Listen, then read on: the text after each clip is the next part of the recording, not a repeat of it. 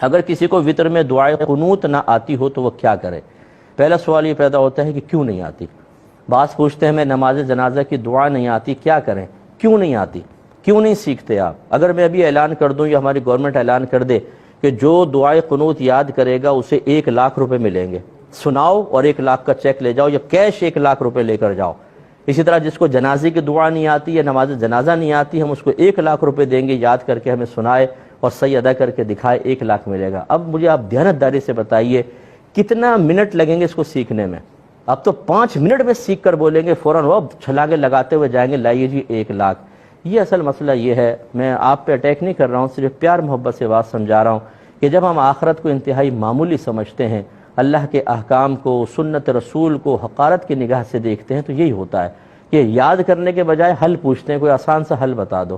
دنیا کے معاملے میں اگر فائدہ ہوتا ہے کبھی بھی یہ نہیں کہتے کہ اس کو چھوڑو یہ دوسرا حاصل کر لے، مجھے کوئی دوسرا حل بتاؤ۔ اس لیے میں آپ سے سب سے پہلے تو اولاً گزارش کروں گا فوراً سے پیشتر یاد کریں تاکہ نبی کریم صلی اللہ علیہ وسلم کی سنت کی ادائیگی کا موقع ملے۔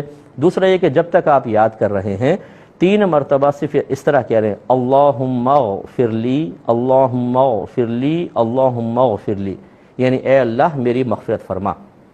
3 دفعہ کہہ لیں، یعنی جیسے آپ نے دعائے قنوت کی تکبیر لگائی اللہ اکبر، پھر 3 دفعہ یہ کہا اور رکوع کر لیں، یہ اس کے قائم مقام ہو جائے گا۔ ایک ہی کہتے ہیں کسی بالغ کا اگر پیشاب نکل جائے اور وہ 1 درہم سے کم ہو اور اس نے ایسے ہی اس کپڑے میں نماز پڑھ لی تو اس کی نماز ہو گئی یا نہیں؟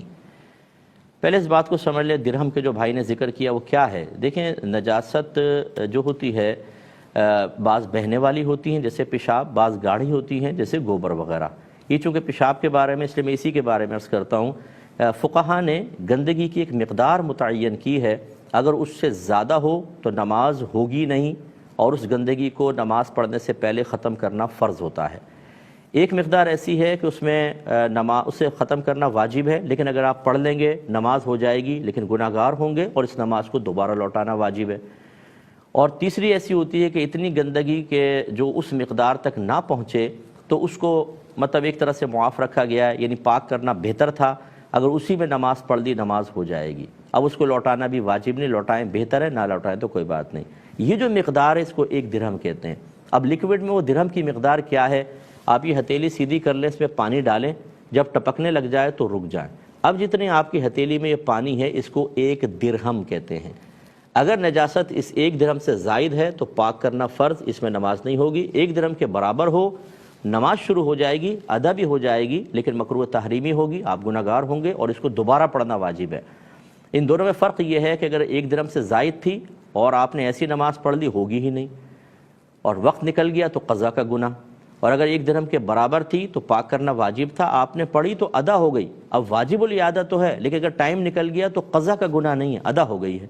اور 1 درہم سے کم ہو تو پاک کرنا سنت ہوتا ہے، اگر آپ نے ایسے ہی نماز پڑھ لی نماز ہو جائے گی، لوٹانا بھی واجب نہیں ہے۔ اس کا مطلب یہ ہوا کہ اگر بالغ ہے، 1 آدھ قطرہ گرا اور وہ پھیل کر 1 درہم تک بھی نہ پہنچا اور اسی کے ساتھ نماز پڑھ لی تو گنجائش ہے، بالکل نماز ہو جائے گی۔ بہتر تھا کہ پاک کر لیتے، اگر نہ کیا اور اس میں نماز پڑھ لی ہے تو نماز ہو جائے گی اور لوٹانے کی بھی حاجت نہیں ہے۔ ایک بھائی نے پوچھا ہمارے علاقے کی عورتیں سر کے بال کاٹ کے جمع کرتی رہتی ہیں، جب برتن والے آتے ہیں انہیں بیچ کر برتن خرید لیتی ہیں، کیا یہ صحیح ہے؟